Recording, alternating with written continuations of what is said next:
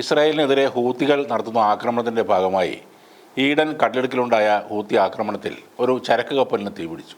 Minerva grate എന്ന Dutch ചരക്ക് കപ്പലിനാണ് തീപിടിച്ചത്. 2 കപ്പൽ ജീവനക്കാർക്ക് പരിക്കേറ്റതായും എന്നാൽ ബാക്കിയുള്ള ജീവനക്കാർ സുരക്ഷിതരാണെന്നുമാണ് പുറത്തുവരുന്ന വിവരം. കപ്പലിലുണ്ടായിരുന്ന 19 ജീവനക്കാരെയും ഹെലികോപ്റ്റർ ഉപയോഗിച്ച് രക്ഷപ്പെടുത്തിയെന്ന് കപ്പലിന്റെ ഉടമ അറിയിച്ചതായി അന്താരാഷ്ട്ര മാധ്യമങ്ങൾ റിപ്പോർട്ട് ചെയ്തു. ഈ വർഷം സെപ്റ്റംബർ 1 ശേഷം വാണിജ്യ കപ്പലുകൾക്ക് നേരെ ഹൂത്തികൾ നടത്തുന്ന ആദ്യത്തെ ആക്രമണമാണിത്. ഈഡൻ കടലിടുക്കിലായിരുന്നു ഈ കപ്പലെന്നും അജ്ഞാതമായ ഒരു സ്ഫോടക വസ്തു വന്ന് കപ്പലിൽ ഇടിക്കുകയും തുടർന്ന് തീപിടിക്കുകയുമാണ് ഉണ്ടായതെന്ന് അധികൃതർ അറിയിക്കുന്നു. ഈഡൻ തുറമുഖത്തിന് തെക്ക് കിഴക്കായി ഏകദേശം 128 നോട്ടിക്കൽ മൈൽ അകലെ വെച്ചാണ് ഈ കപ്പലിന് തീപിടിച്ചത്. മിസൈൽ ആക്രമണമാണ് നടന്നതെന്ന സൂചനകളുണ്ടെങ്കിലും ഇതിലൊരു സ്ഥിരീകരണം വന്നിട്ടില്ല. തീപിടിച്ചതിന് പിന്നാലെ കപ്പൽ നിയന്ത്രണം വിട്ട് ഒഴുകിപ്പോയെന്ന് റോയിട്ടേഴ്സ് റിപ്പോർട്ട് ചെയ്തു. കപ്പലുണ്ടായിരുന്ന ജീവനക്കാർ റഷ്യ, ഉക്രൈൻ, ഫിലിപ്പീൻസ്, ശ്രീലങ്ക എന്നിവരിൽ നിന്നുള്ളവരാണ്. പരിക്കേറ്റവരുടെ നില തൃപ്തികരമാണെന്നും നേരിയ പരിക്കുകൾ മാത്രമാണ് ഇവർക്കുള്ളതെന്നും അധികൃതർ പറഞ്ഞു.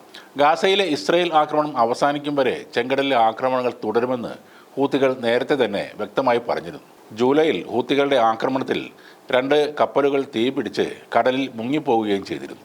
കോടിക്കണക്കിന് ഡോളറിന്റെ നാശനഷ്ടങ്ങളാണ് ഹൂത്തികൾ ചെങ്കടലിൽ നടത്തുന്ന ആക്രമണങ്ങൾ കാരണം ഉണ്ടായിട്ടുള്ളത്. അതിനിടെ കഴിഞ്ഞ ദിവസം ഇസ്രായേലിനെതിരെ വീണ്ടും ഹൂത്തികളുടെ ബാലിസ്റ്റിക് മിസൈൽ ആക്രമണവും നടന്നിരുന്നു. ഞായറാഴ്ച രാത്രിയാണ് ഈ മിസൈൽ ആക്രമണം ഉണ്ടായത്. എന്നാൽ മിസൈലുകൾ ഇസ്രായേൽ വ്യോമ പ്രതിരോധ സംവിധാനം വെടിവെച്ച് താഴെയിട്ടു എന്നാണ് പറയുന്നത്. വ്യോമ പ്രതിരോധ സംവിധാനം ഈ ആക്രമണത്തെ തടഞ്ഞുവെന്ന് ഇസ്രായേൽ പ്രതിരോധ സേനയാണ് അറിയിച്ചിട്ടുള്ളത്.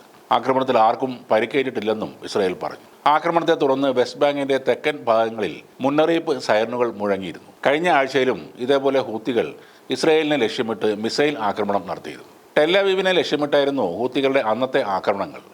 ഇസ്രായേലിന് നേരെ ഹൂത്തികൾ ക്ലസ്റ്റർ ബോംബുകൾ ഉപയോഗിച്ചതായും റിപ്പോർട്ടുകൾ ഉണ്ടായിരുന്നു.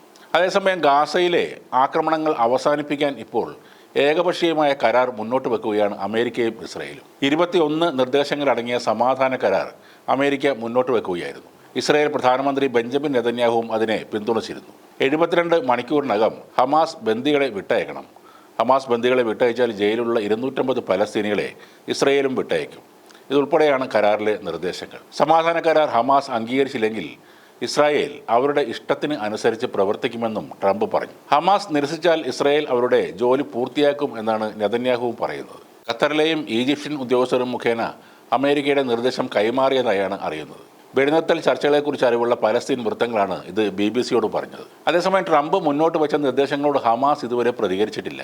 വെടിനിർത്തലിനും പുനർനിർമ്മാണത്തിനും പകരമായി ഹമാസ് നിരായുധരാവുകയും ഭരണത്തിൽ നിന്ന് എന്നേക്കുമായി ഒഴിയുകയും യുദ്ധ സംവിധാനങ്ങളെല്ലാം തന്നെ നശിപ്പിക്കുകയും വേണം എന്ന നിർദ്ദേശം അംഗീകരിക്കാൻ വേണ്ടി ഹമാസ് തയ്യാറാകുമോ എന്നതാണ് പ്രധാന ചോദ്യം.